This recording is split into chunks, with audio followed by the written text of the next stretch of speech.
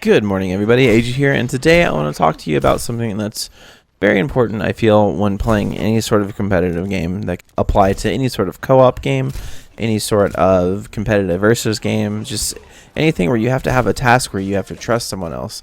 And it's simply that, learning to trust people.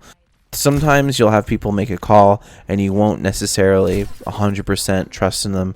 But if you try to go against a call and try to substitute your own, if people don't have any trust for either of you, then it turns into this big clusterfuck of people just not wanting to believe someone or not wanting to agree with somebody because either they have too much pride or they feel like they're constantly right and someone else is wrong.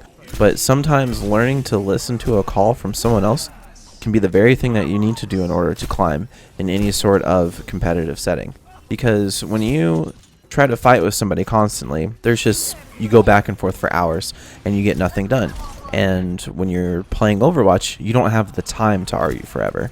You don't have the time to say I'm right, you're wrong 100% of the time. Sometimes you just have to make a call, go with it. If it doesn't work, all right, whatever, let's try something else, but let's have a plan, set it up, and get things going. Because if you don't plan, you don't have anything set up, then you're just going to get rolled over every time. You're not going to be ready for anything because you're constantly going to be bickering with someone else about what's the right answer and the wrong answer. And I'm sure there are several situations where you've sat yourself down with someone else, they disagreed with your opinion, you tried to keep telling them that, no, this is what I think we should do, and then somebody else is like, all right, let's do it, and then someone else chimes and is like, no, let's do this instead.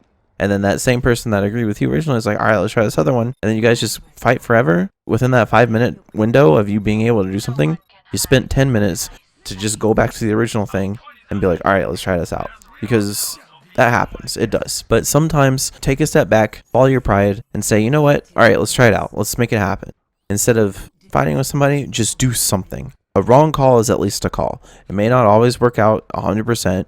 Nothing's going to be perfect ever. But at least doing something versus sitting around and doing nothing and wasting even more time, just backtracking again and again to the original question of what do we do? You're wasting so much time. And especially when it's important and crucial, you have to just be ready to just be like, all right, let's go. Let's do it. Especially with Overwatch, from what I've noticed, people will fight and fight and fight about who's right and who's wrong, especially in Masters. Everybody's just constantly, I'm right, you're wrong, and this is what we need to do. You're never going to get better. I'm the best. And people just are so proud. People are absolutely just 100% proud about everything they do, and what it boils down to is they are wasting more and more time just trying to tell everybody else in the game how good they are. We don't care about that. We just want to know, what should we do? If you want to make the calls, if you want to be shot caller, go for it. And sometimes people will just, a shot caller isn't designated to one person. It's designated to whoever can make that call. And then being able to respond. Being able to respond to those calls are also very important, because you have the person that'll make the call, and then if that call's not the right call, say the reason why it's not right first, because you don't have the time to say, you're wrong, and I think we should do this because I don't have enough energy. I don't have enough charge. I don't have, my ultimate's not ready yet. Just say, my ult's not going to be ready for this. Say that first. That's important, because you don't have the right amount of time to do it the other way around, where you have to try and explain to them. It's like, because one person will fight like, let's go in, use your ult. Sorry, I'll use your ult. And you'll be like, I don't think that's the right call. Maybe we should. And the person's like, go in. Sorry, ult. But you need to say, I don't have my ult first. Things like that is what I'm talking about. Say, I don't have my ult first, and be like, let's do this instead. That's the best way to go about that. And just learning that quicker communication, as well as being able to trust your team. Sure, you trust your team when they want to make the call of going in, but you have to make the correction of saying it's not the right call because, and you have to make that call in a specific way, saying I don't have my ult, and so that's not the right call, so we should try instead this and make a call yourself. So being able to not only properly respond to a call, but being able to trust your teammates and believe that they have a good decision. If they make a decision, you should definitely try and work with people. Working with people shows that you have enough respect for them to try and win a game. And if you have respect for someone, then they're going to have respect for you back. Usually. Sometimes they don't. Sometimes they'll say rude and nasty things to you, but at the end of the day, your goal is to win. So being able to work with people as well as you can and trusting people with their calls, regardless if they call you something nasty or not, you have to work with them to try and win this game. So you're going to be as nice as possible because you want to win. And if you want to give up, then that's just you being a poor player. And I stand by that. Now, granted, there's definitely going to be games that you can't win, and it's going to be very baffling and confusing as to why you can't win this very simple game. And then you realize that it has something to do with the teams just not communicating correctly. People are very upset with the picks that people make because it's not necessarily meta. And then people just go into this throwing mentality of just not wanting to win the game anymore. That will happen. If you're good and you feel that you're good, and if you are actually good, your stats show that you're good. Your stats are showing that you're doing decently well. Your stats are showing that you are getting that damage in on Soldier. You're hitting that 50 to 60% accuracy.